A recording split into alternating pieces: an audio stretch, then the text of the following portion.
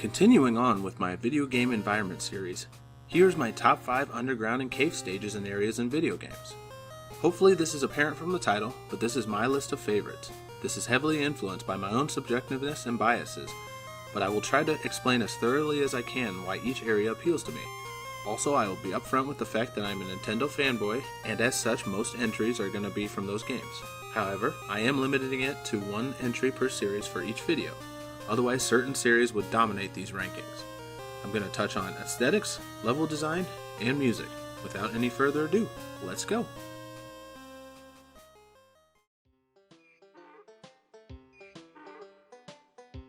At number 5, we have Gulch Mine from Banjo-Tooie.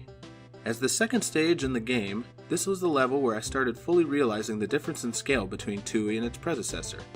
You begin in a massive central cave full of different rock formations and mining equipment and cart tracks, with a small river running throughout.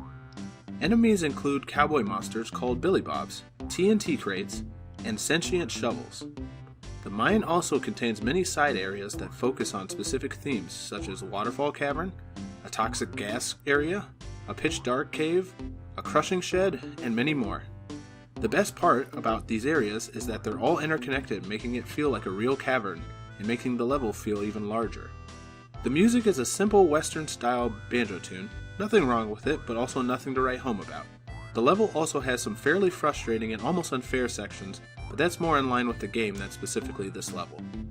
However, between the scale and the many different sections, and the fairly entertaining train coal boss battle, this is one of my most memorable underground levels.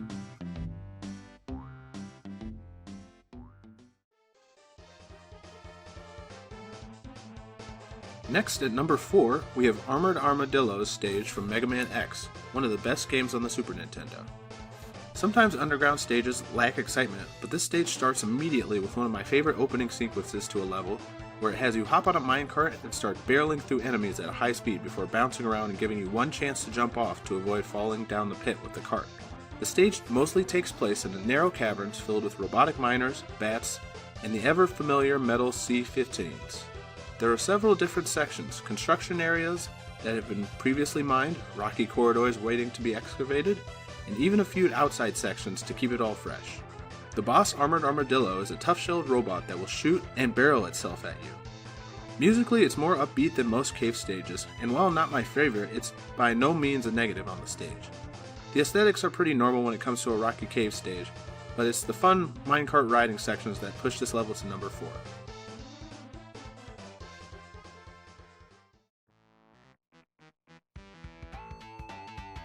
Coming in at number 3 is Mystic Cave Zone from Sonic 2. As the 6th world in the game, it comes in quite a bit later than most underground levels, and as such the difficulty is a bit more rugged than in other games. Aesthetically, this stage is a bit greener than your typical stage, with moss-covered rocks and plant vines surrounding the area. The cave is filled with bug-like badniks, spikes, and crushing vines. Most infamously, there is a long pit with spikes at the bottom that, if you happen to have Supersonic active, leads to an infuriating wait for death. Eggman waits at the end of Act 2 with a drill mech, which requires some precise dodging, but it's not too difficult. The real highlight of the level is the music, which is one of my all-time favorite video game songs. It has a very upbeat, jaunty, and sinister tune that is perfect for a speedy Sonic stage.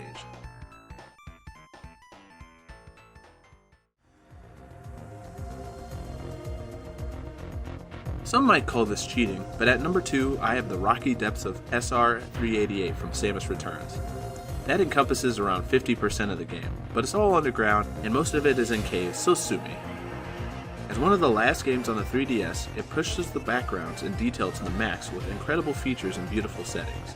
It's filled with enemies, mostly small crawling animals with a few flyers mixed in. But the main course of enemies are the Metroids you have to hunt down and exterminate, which are most of the highlights in the game. Most of the music is a very quiet ambience and somber tunes, but my favorite is a triumphant adventure melody that's playing now. This area definitely has the qualities to be number 1, but sometimes it's hard to overcome nostalgia, so it'll have to settle for second place.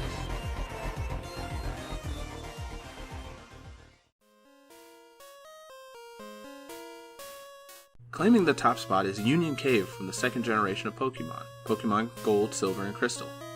Countless hours of my childhood were spent exploring this cave. It's an early cave in the game, but it has several areas that can't be accessed until your Pokemon can traverse water and move giant boulders, so it encourages returning later and encourages exploration. It has several different sections and exits, some leading to the ruins of Alph, and others leading to items, or if you visit on Fridays, a Lapras, which was one of the coolest discoveries I made when I was a kid. It has a low, slow 8-bit song that most of the other caves in the games have, but as with most of the songs in the game, I love it. It's probably not the objective best cave level, but it's definitely my favorite of the Rocky Cave biome.